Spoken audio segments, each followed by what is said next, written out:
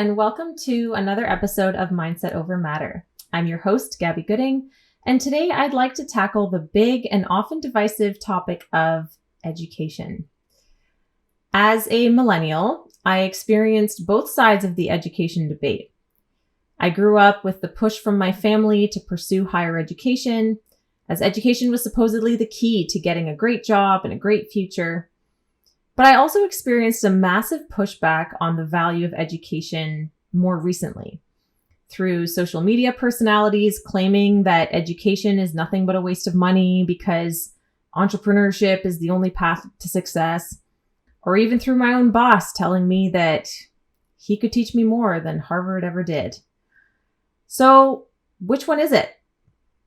I personally believe that neither position is fully substantiated. And just like with any other topic, people's opinions, including my own, are most strongly informed by their own personal experience. But nevertheless, let's talk about it. So let's start with the definition of education just to level the playing field. Education is a noun, meaning the act or process of imparting or acquiring general knowledge, developing the powers of reasoning and judgment, and generally of preparing oneself or others intellectually for mature life. The act or process of imparting or acquiring particular knowledge or skills as for a profession. So the main question, I guess, is, does this definition get accomplished? In a way, yes. I do believe that most schools and programs do a good job of imparting general knowledge and particular knowledge or skills as for a profession. So if you're going to a technical college for a certain trade, you do come out of that program knowing how to perform that trade. So I do think that in that sense, it does happen. And I believe that this will continue to be relevant for most fields. If you want to go out into the world and perform a certain job that requires certain skills, for instance, you want to be a doctor, a lawyer, an electrician, a millwright, you undeniably need to acquire a standard set of knowledge and skills that will allow you to do that job. This is why we see students continue to pursue these programs, because job providers on the other end require it, and for good reason. But this doesn't solve the problem of education being more than just a piece of paper to people.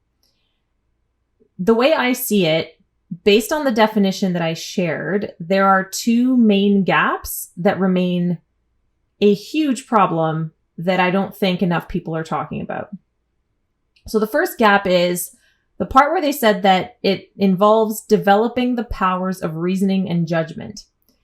This is where I strongly believe that our academic institutions have failed us and continue to fail us, in Canada at least. We are not taught to think critically or to learn to use our own discernment and form our own thoughts or judgments, even though ironically they have added, you'll notice on either assessments or on report cards, right, for younger students, there is actually a grade for critical thinking. But in reality, we are taught, so they'll argue that they do teach it, but in reality, we are taught and conditioned, I would actually say, to repeat opinions that are already formed and accepted instead of learning how to create our own. Growing up, in my experience, in all levels of school, I remember having assignments that asked me to share my opinion on something, and then it got marked wrong because that wasn't the accepted way of looking at things. Or when I asked my teacher to explain why a certain formula was true, he told me to just memorize it, stop asking questions, because he didn't feel like explaining. Unreal, in my opinion. So why does this happen? The cost of thinking critically, philosophically speaking, is much smaller than the cost of not thinking critically. Economically, though, it's the opposite. That makes sense to me. Challenging the status quo in organizations or social groups, communities, or politics can be extremely costly. Nobody wants that. They'd rather you just sort of turn a blind eye or just go with the flow, because the chaos that true critical thinking and would create is just way too costly. I am of the strong opinion that we stand to lose a lot more and advance less as a society and a human race by not actively engaging in critical thought and in open public discourse. Back in the day, Greek philosophers, which made such an impact on how we think about the world and ourselves, and there's no reason that we can't have equally impactful thinkers today. They used to go out physically into common areas and have open debates with other thinkers. They encouraged different ideas and positions, and they often used them to strengthen their own. In fact, when it came to their writing, and this does happen, I think, in the science fields, perhaps, and nowadays as well, but when it came to their writing, many times they actually knew that their findings were incomplete, or let's say they were nearing the end of their life and they just knew that they wouldn't figure a certain thing out. But they published it anyway, hoping that someone would come along and either challenge their work or evolve it somehow. We used to put out unpolished ideas on purpose to engage in public discourse and have sort of like you think of it as like a chess match of some kind. You want a worthy opponent, right?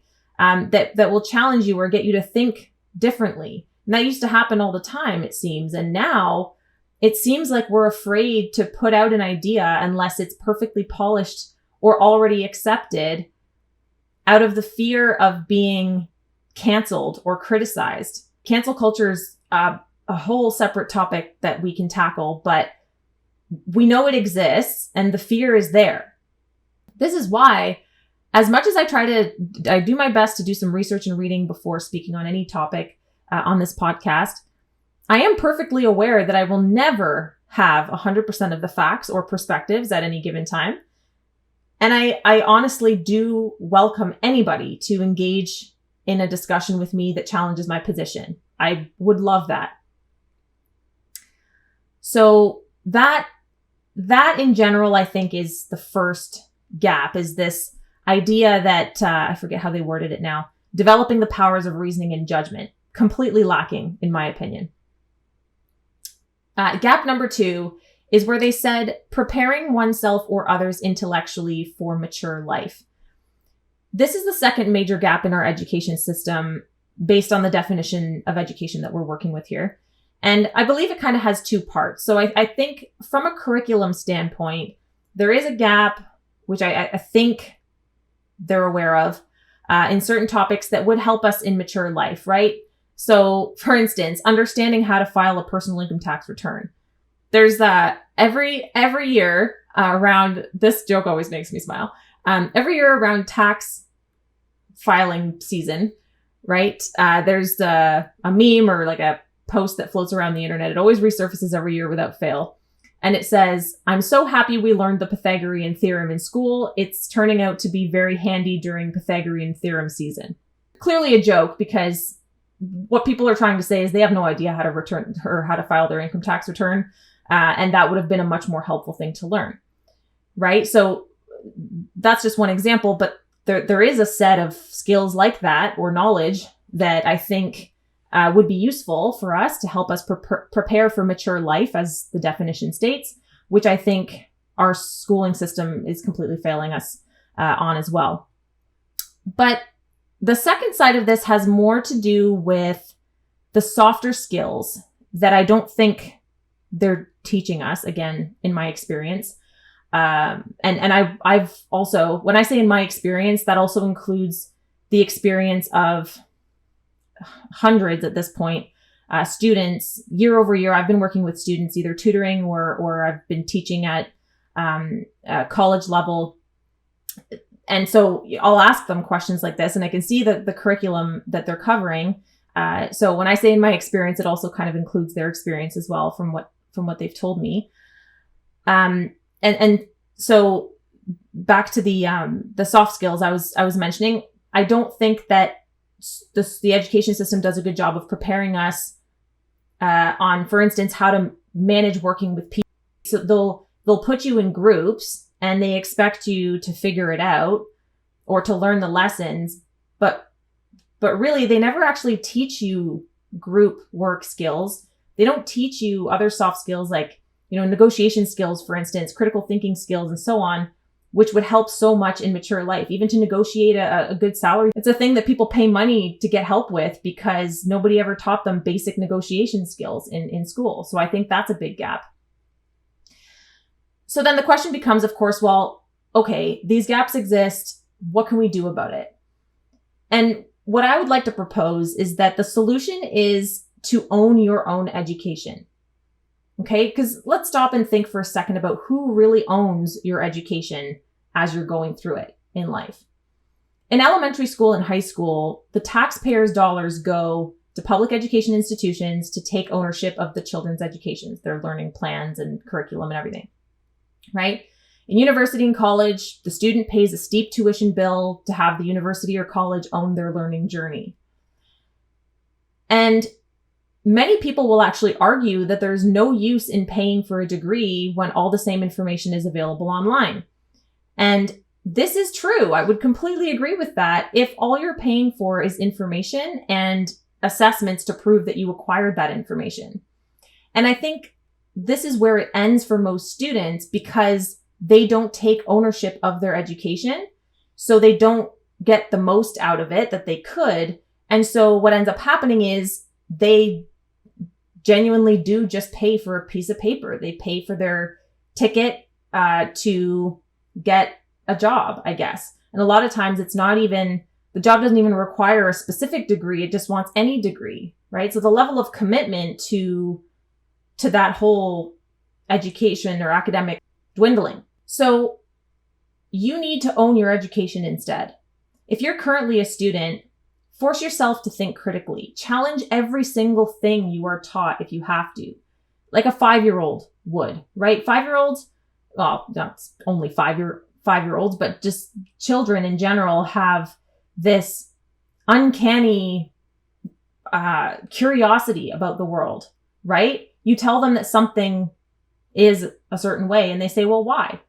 And they'll keep asking why until eventually you say, well, because I said so. Because said so is the worst possible answer you could give.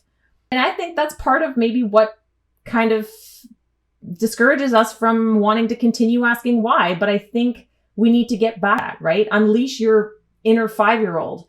Challenge every single thing you're taught if you have to. It may be annoying, but it's annoying to somebody who can't substantiate their position. If they can't substantiate their position, it's because they haven't thought about it.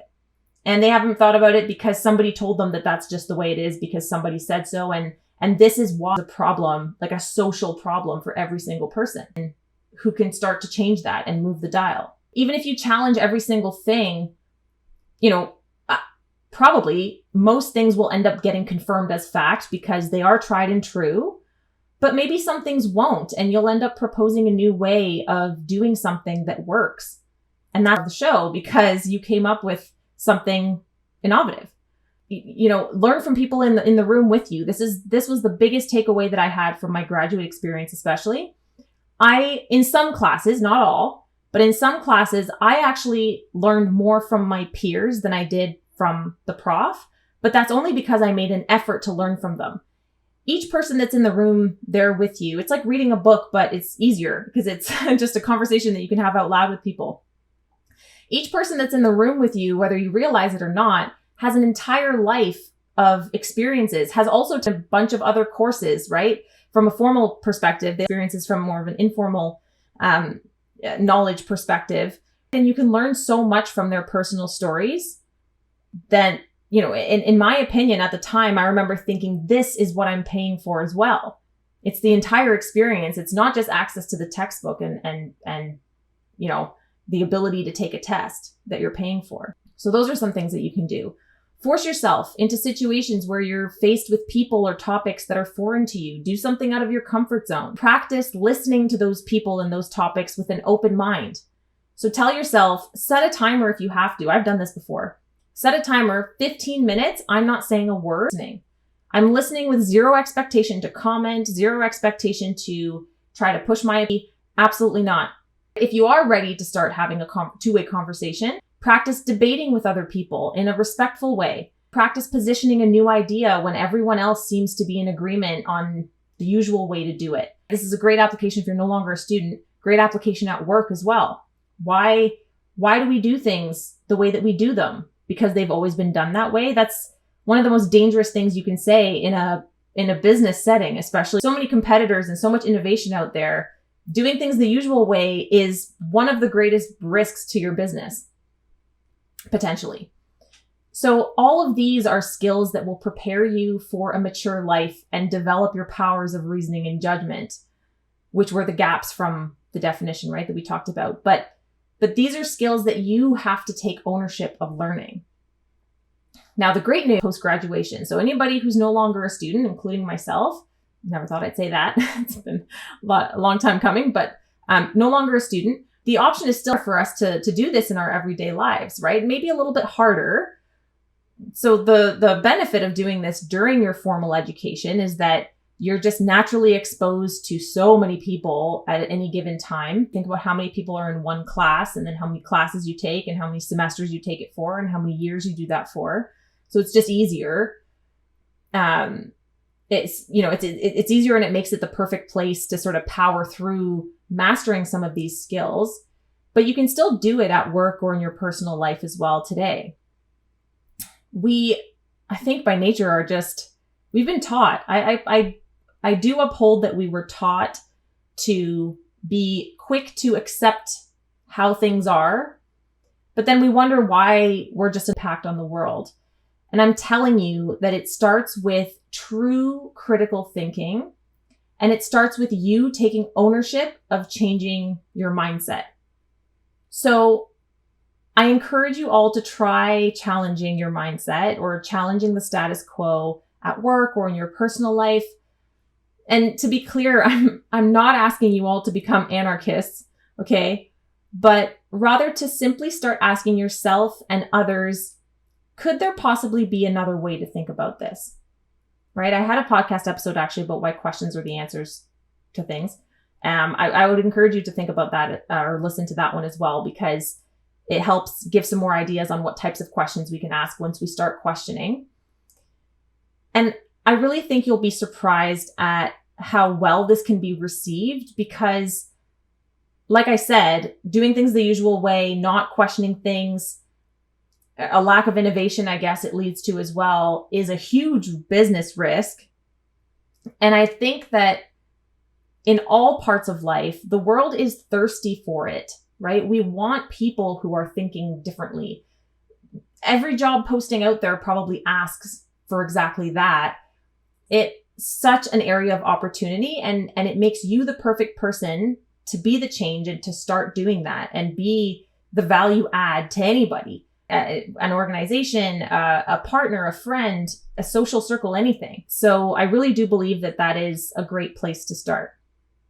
So I'll leave it there for now. I know that was, it was a lot.